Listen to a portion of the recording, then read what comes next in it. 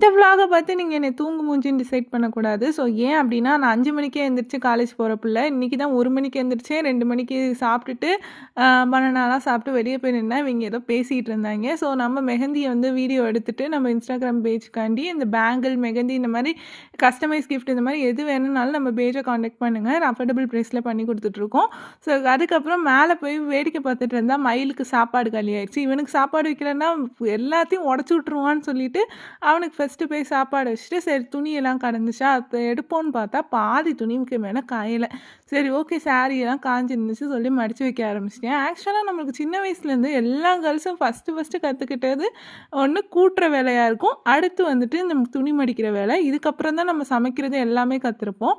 அதுக்கப்புறம் என் அக்கா மெஹந்தி கேட்டான்னு சொல்லிட்டு, அவளுக்கு வந்து போட்டு விட்டுட்டு இருந்தேன். ஸோ அவளுக்கு போட்டு விடுற எல்லா டிசைனுமே எனக்கு ரொம்ப பிடிக்கும். ஸோ அதுக்கப்புறம் வெளி லைட்லாம் போட்டு, அம்மாக்கும் எனக்கும் டீய போட்டு குடிச்சு